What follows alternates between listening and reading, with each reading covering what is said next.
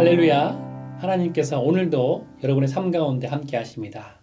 함께 하시는 주님 안에 승리하시는 삶을 살아가길 소망하며 나아갈 때에 찬송가 218장 찬양하시면서 9월 18일 월요일 새벽 예배를 시작하도록 하겠습니다.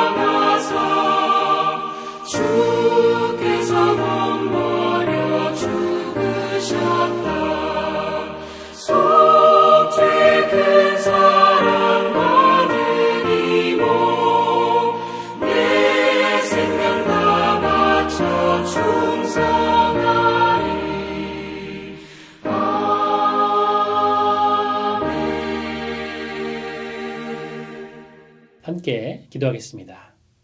하나님 감사드립니다. 오늘도 우리의 삶을 붙잡아 주시고 함께 하시고 인도하심에 감사를 드립니다. 우리 가운데 임재하신 주님의 은혜 가운데 담대하게 세상으로 나아가 승리하는 삶을 살아갈 수 있도록 우리를 붙잡아 주시옵소서. 또한 우리의 자녀 세대들을 주님께로 드리며 나아갑니다. 세상을 벗하며 살아가는 것이 아니라 하나님만을 바라보고 하나님만을 의지하고 세상 것을 내려놓고 주님만을 따라갈 수 있는 귀한 믿음의 백성 될 수 있도록 우리의 다음 세대들을 주님 붙잡아 주시옵소서. 오늘도 우리 가운데 함께 하시고 역사하신 주님을 찬양하며 주 예수 그리스도의 이름으로 기도드립니다. 아멘. 함께 하나님의 말씀 보도록 하겠습니다. 하나님의 말씀은 민수기 9장 15절부터 23절까지 말씀입니다. 성막을 세운 날에 구름이 성막 곧 증거의 성막을 덮었고 저녁이 되면 성막 위에 불 모양 같은 것이 나타나서 아침까지 이르렀으되 항상 그러하여 낮에는 구름이 그것을 덮었고 밤이면 불 모양이 있었는데 구름이 성막에서 떠오르는 때에는 이스라엘 자손이 곧 행진하였고 구름이 머무는 곳에 이스라엘 자손이 진을 쳤으니 이스라엘 자손이 여호와의 명령을 따라 행진하였고 여호와의 명령을 따라 진을 쳤으며 구름이 성막 위에 머무는 동안에는 그들이 진영에 머물렀고 구름이 성막 위에 머무른 날이 오래될 때에는 이스라엘 자손이 여호와의 명령을 지켜 행진하지 아니하였으며 혹시 구름이 성막 위에 머무른 날이 적을 때에도 그들이 다만 여호와의 명령을 따라 진영에 머물고 여호와의 명령을 따라 행진하였으며 혹시 구름이 저녁부터 아침까지 있다가 아침에 그 구름이 떠오를 때에는 그들이 행진하였고 구름이 밤낮 있다가 떠오르면 곧 행진하였으며 이틀이든지 한 달이든지 1년이든지 구름이 성막 위에 머물러 있는 동안에는 이스라엘 자손이 진영에 머물고 행진하지 아니하다가 떠오르면 행진하였으니 곧 그들이 여호와의 명령을 따라 진을 치며 여호와의 명령을 따라 행진하고 또 모세를 통하여 이르신 여호와의 명령을 따라 여호와의 직임을 지켰더라. 아멘. 민수기 9장부터 이스라엘 백성들은 가나안 땅을 향한 여정을 준비합니다. 그리고 하나님의 인도에 따라 모든 백성들이 행군을 시작합니다. 이스라엘 백성들의 가나안 땅을 향한 여정에서 가장 독특한 것은 하나님께서 직접 이스라엘 백성들을 인도해 주셨다는 것입니다.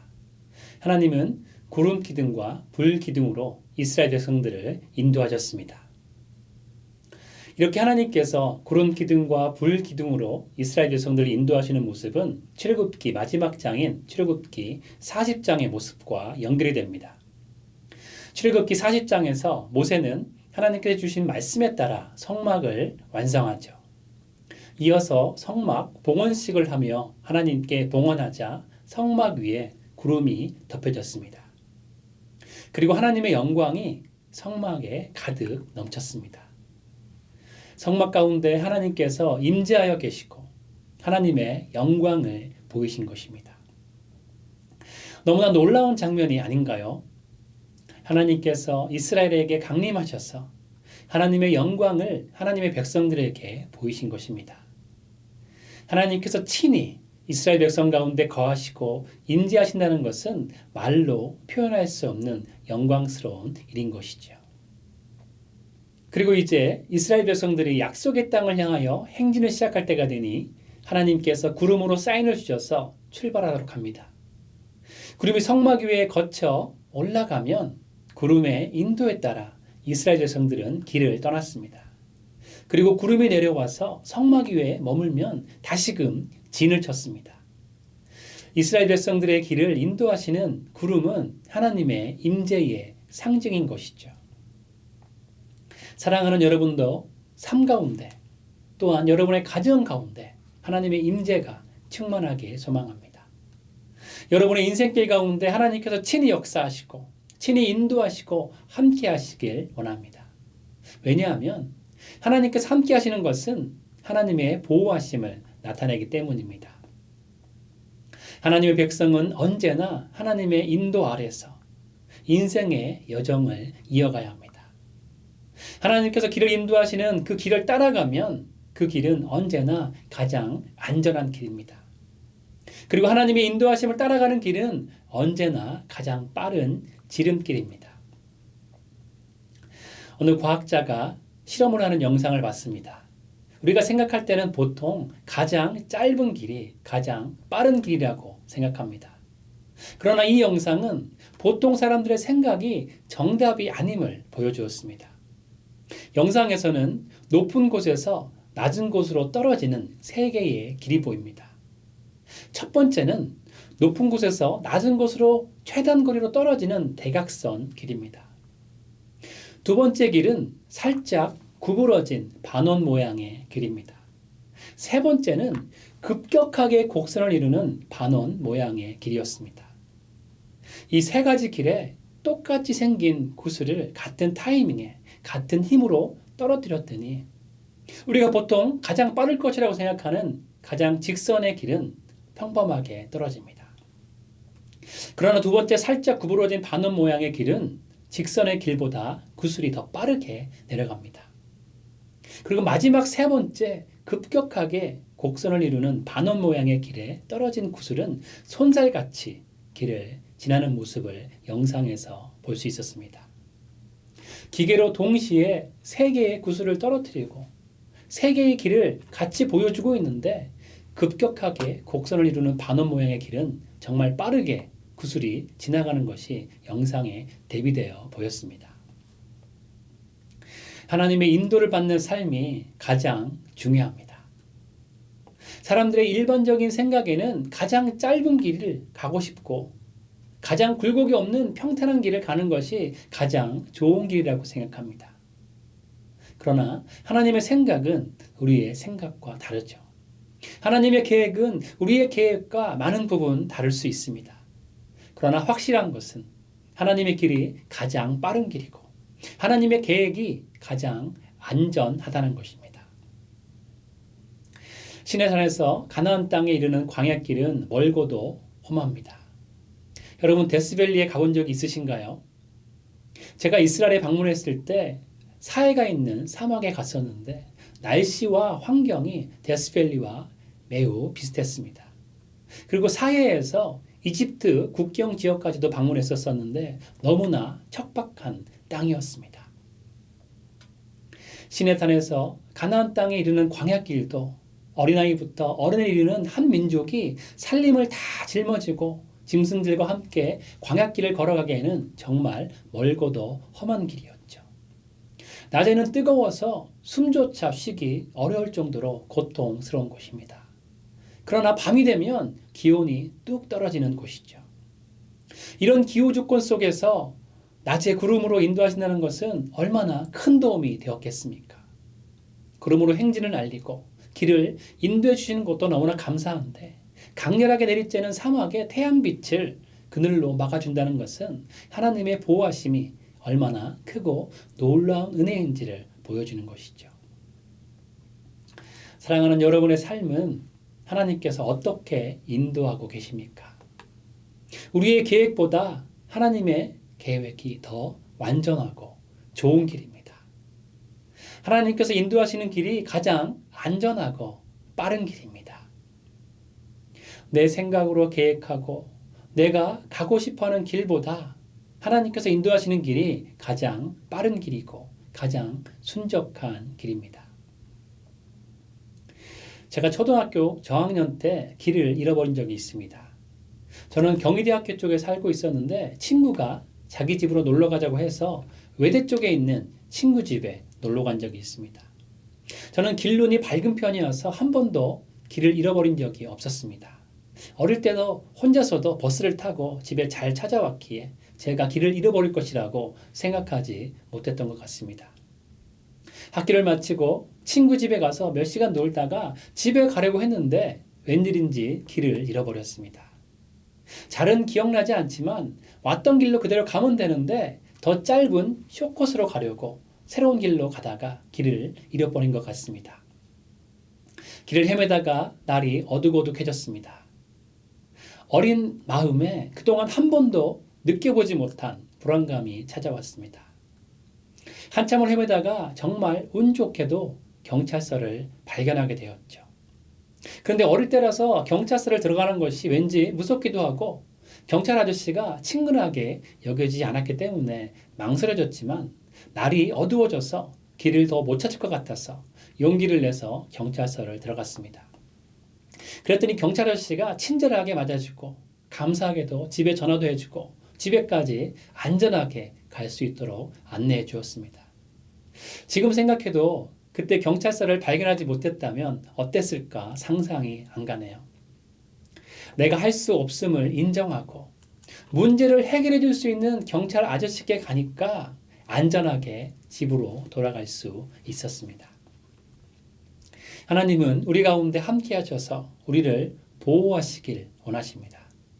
하나님은 우리가 가장 좋은 길로, 가장 안전한 길로 가기를 원하십니다.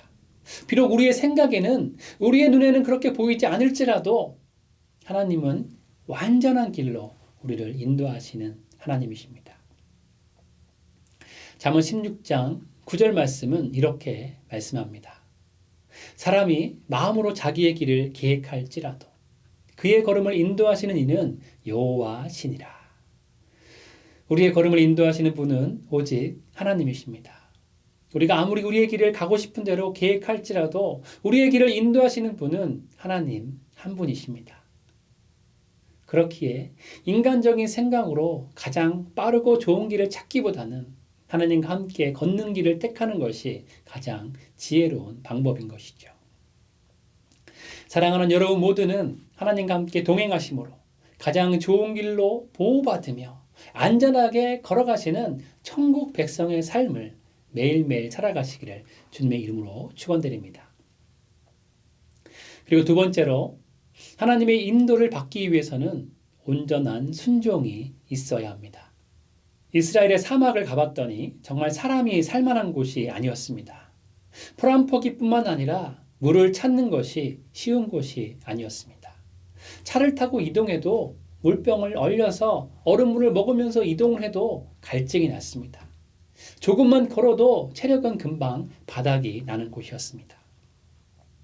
그런데 이스라엘 백성들은 그런 황량하고 햇볕이 내리쬐는 곳을 걸어서 이동하고 밤에는 추위가 찾아오는 곳에서 장막을 치고 야영을 해야 했습니다. 요즘 말로 하면 젖먹이부터 노인까지 있는 대가족이 모두 함께 낮에는 걷고 밤에는 텐트를 쳐서 잠을 자야 되는데 그 텐트도 지금처럼 원터치로 간단하게 칠 수 있는 것이 아니라 힘들게 하나하나를 장비를 맞춰가며 장막을 쳐야 했습니다. 그리고 하나님께서 인도하시는 구름이 매일 움직이는 것도 아니었습니다. 장막을 치고 머무는 것이 이틀이 될 수도 있었고 한 달이 될 수도 있었고 1년이 될 수도 있었다고 오늘 말씀은 우리에게 말씀하고 있습니다. 저는 여행을 다닐 때 미리미리 준비하는 성격입니다. 여행을 어디로 가야 할지, 어떤 호텔을 정해야 될지, 어떤 코스로 여행지를 다닐지 미리 정보를 모으고 찾아봅니다. 지금은 계획 없이도 출발하기도 하고 아내가 저녁에 어디 가고 싶다고 하면 짐을 싸서 다음 날이라도 여행을 가기도 하지만 미국에서 처음으로 여행을 가는 곳은 한 번도 가보지 않은 곳이기 때문에 며칠 동안 여행지에 대해서 연구를 했습니다. 최적의 여행지를 찾고 가장 효율적으로 유명한 관광지를 볼 수 있는 경로를 결정합니다. 물론 스마트폰이 있더라도 한눈에 볼 수 있도록 지도도 미리 프린트해서 준비했습니다. 그런데 저 같은 성향을 가진 사람들에겐 이스라엘의 광야 생활은 정말 견디기 힘들었을 것입니다. 지치고 힘들어서 좀 쉴만 하면 구름이 떠서 장막을 하나하나 철거해야 하고 짐을 다시 꾸리고 가족과 짐승들을 챙겨서 출발을 해야 합니다. 어떤 때는 마음에 드는 곳이 있어서 정착해서 한동안 있고 싶은데 이틀 만에 구름이 떠오릅니다. 어떤 때는 너무나 불편한 곳이어서 빨리 이동하고 싶은데 한 달 동안 구름이 뜨지 않습니다. 어떤 때는 한 곳에서 지겹도록 1년을 머물기도 합니다. 그러나 이스라엘 백성들은 항상 하나님의 인도하심에 순종해야 했습니다. 사막에서 황량한 곳에서 물과 음식을 구하기 힘든 곳에서 의지할 분은 하나님밖에 없었기 때문이죠. 그래서 이스라엘 백성들은 항상 하나님의 인도하심에 철저히 순종했습니다. 하나님의 구름이 인도하시는 곳이 가장 안전한 곳이기 때문에 어디로 언제 갈지 몰라도 오직 하나님의 인도하심에 순종했습니다. 우리도 마찬가지이지요. 이해되지 않아도 하고 싶지 않을 때라도 내 생각과 다를지라도 하나님께 순종하는 것이 가장 최선의 길입니다. 하나님의 인도하심이 있는 곳이 가장 안전한 곳이기에 하나님께 순종하는 것이 가장 지혜로운 길인 것이죠. 그리고 우리가 순종해야 하는 중요한 이유는 순종은 하나님과의 관계에서 아주 중요한 역할을 하기 때문입니다. 순종함으로써 우리는 하나님의 보호하심과 인도하심 가운데 들어가지만 더 중요한 것은 순종을 통해서 하나님과의 관계가 깊어지고 우리의 믿음 또한 성숙하게 됩니다. 아브라함은 하나님의 말씀을 따라 자신의 삶의 터전이고 모든 것이 어떤 고향을 떠나 한 번도 가보지 못한 땅으로 갔습니다. 그리고 아브라함은 100세에 낳은 무엇과도 바꿀 수 없는 아들을 제물로 바치라는 하나님의 말씀에 순종했습니다. 정말로 너무나 가슴 아픈 말씀이지만 아브라함은 그 하나님의 뜻에 순종을 한 것이죠. 그러나 결국 하나님은 아브라함이 이삭을 제물로 바치려고 하자 이삭을 대신하려고 준비하신 양을 보내주셨습니다. 우리가 하나님의 말씀에 순종할 때 종종 희생과 어려움과 말할 수 없는 고뇌가 찾아올 때가 있죠. 그러나 하나님의 뜻을 따르고 순종할 때 하나님의 인도하심을 받게 되고 우리는 하나님과 더욱 깊은 친밀한 관계를 맺게 됩니다. 이런 과정을 통해서 우리의 믿음은 점점점 깊어지게 되는 것이죠. 로마서 4장 3절은 이렇게 말씀합니다. 아브라함이 하나님을 믿음에 그것이 그에게 의로 여겨진 바 되었느니라. 어떤 믿음을 보고 아브라함을 의롭게 여기셨을까요? 로마서 4장 17절에서 18절은 아브라함의 믿음에 대해서 구체적으로 말씀하고 있습니다. 그가 믿은 하나님은 죽은 자를 살리시며 없는 것을 있는 것으로 부르시는 이시니라. 아브라함이 바랄 수 없는 중에 바라고 믿었으니. 인간적으로 볼 때는 전혀 바랄 수 없는 상황이었지만 경수가 끝난 90세의 사라가 이삭을 낳게 하신 하나님께서는 죽은 자도 살리실 것이라는 믿음이 아브라함에게 있었습니다.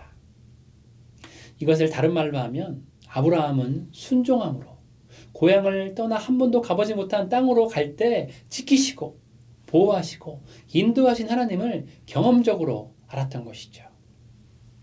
자신은 육신의 아들을 가질 것을 포기했지만 경수가 끝난 90세의 사라가 이삭을 낳게 하시는 것을 통해 경험했던 아브라함은 하나님을 신뢰했다는 것입니다. 인간의 상식으로는 이해되지 않지만 하나씩 하나씩 하나님의 말씀에 순종했던 아브라함은 하나님께서 인도하시고 보호하시는 하나님이심을 경험하면서 하나님을 신뢰하게 됐던 것이죠. 자신이 실수를 해도 지켜주시는 하나님을 신뢰하게 되었습니다. 인간적으로는 불가능한 일을 사라가 아들을 낳는 그 경험을 통해서 하나님의 전능하심을 신뢰하게 된 것이죠. 그렇기 때문에 이삭을 제물로 바쳐도 하나님은 죽은 자도 살리신다는 것을 신뢰하며 믿음으로 제물을 바치게 된 것입니다. 이런 믿음과 하나님에 대한 전적인 신뢰를 가지고 있는 아브라함을 하나님은 의롭다고 칭하신 것이지요. 여러분은 하나님의 말씀을 믿으십니까? 하나님의 인도하심을 전적으로 신뢰하며 따르고 계십니까? 하나님의 말씀에 순종하는 것은 하나님과 더 깊은 관계를 형성합니다. 점점 더 하나님을 믿게 되고 따르고 의지할 때 우리의 믿음은 더욱 커지게 되는 것이고 하나님의 더욱 크신 인도하심을 받게 됩니다.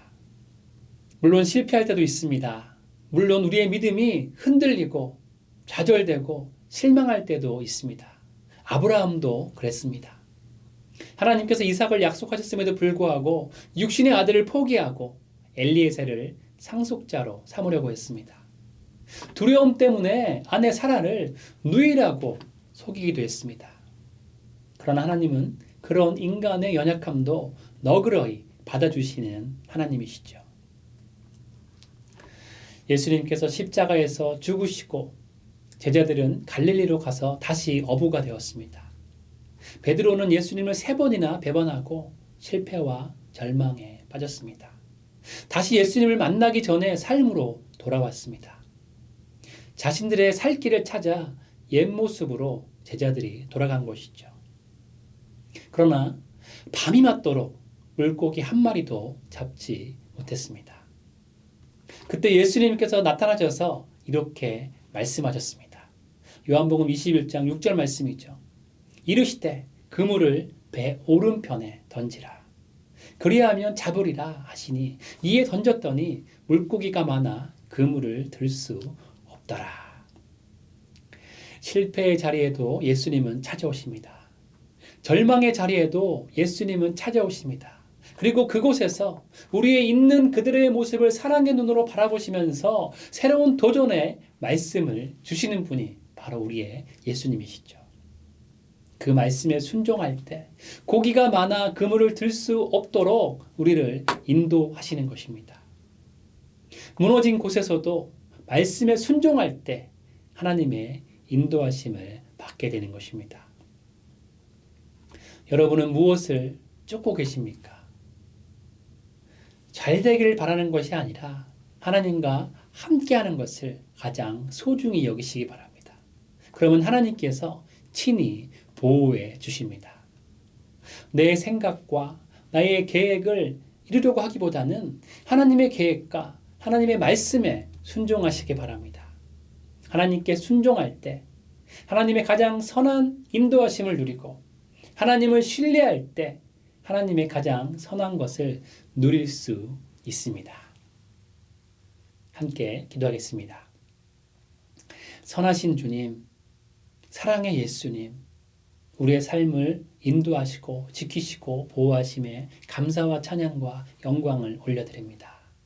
주님, 우리의 세상에 다른 것들을 바라보는 것이 아니라 우리가 오직 예수님만을 바라보며 나아갈 수 있도록 아버지 붙잡아 주시옵소서. 우리를 인도하시고 우리를 보호하시고 우리를 붙잡아 주시는 그 하나님의 은혜로운 손길을 바라보며 한 걸음 한 걸음 나아갈 수 있도록 아버지 붙잡아 주시옵소서.